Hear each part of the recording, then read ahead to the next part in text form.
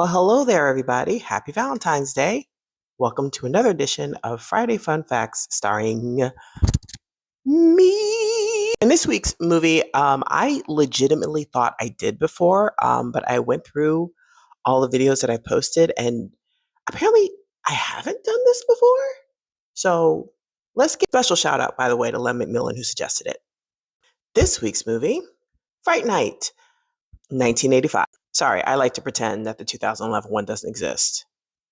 Anyway, fun fact number one. Chris Sarandon had to spend about 8 hours in the makeup chair to go from this to this.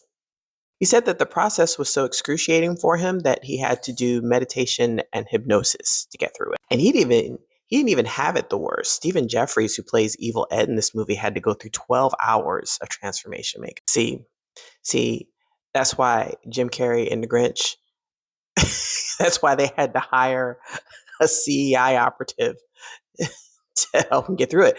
Getting in that makeup is not a game, folks.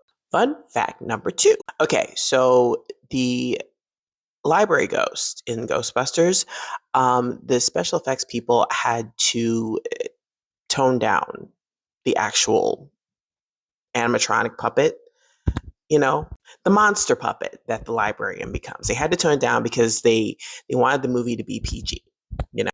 So the special effects crew, who also did the effects for Fright Night, were left with what was left of that original animatronic. So they decided to repurpose it for this movie.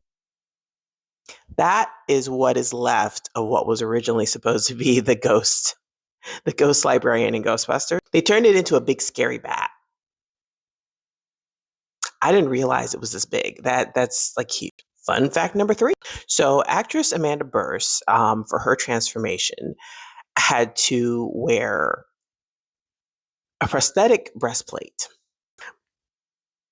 I mean, she had to wear a prosthetic breastplate. Here's a better, albeit censored shot of the breastplate. Because TikTok, there's no way TikTok would let me allow this picture at all. But apparently Amanda Burse has a sense of humor about it because in 2012, she wore the breastplate to a horror convention and allowed fans to feel her boobs while she signed their autograph. Fun fact number four. Jonathan Stark, who plays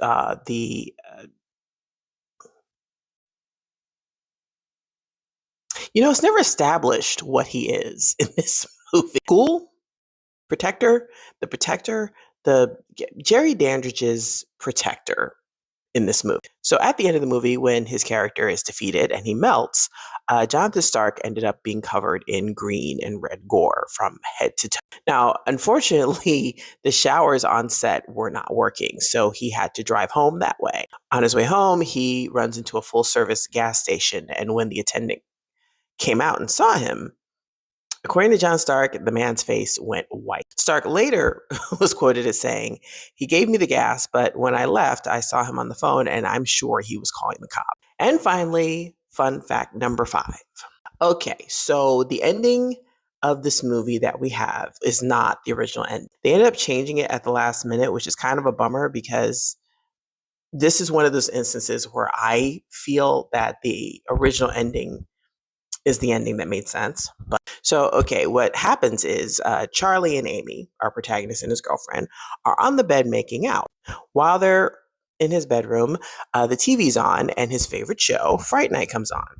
Peter Vincent comes on and says, "Tonight's creepy crawler is Dracula Strikes Again, obviously about vampires.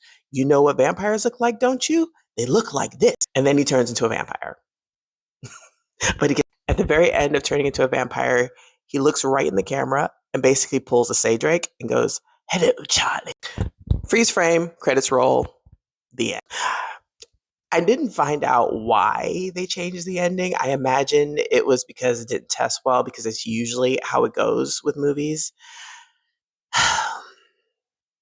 But I think that that's a better ending, personally. But then I'm a firm believer that not every horror movie or every story needs to have a happy ending. So that's it for this week's 5 Friday horror movie fun facts. I hope you all have a wonderful Thanksgiving. What's this holiday? Valentine's Day. I hope you all have a wonderful Valentine's Day this weekend, and I'll see you next week.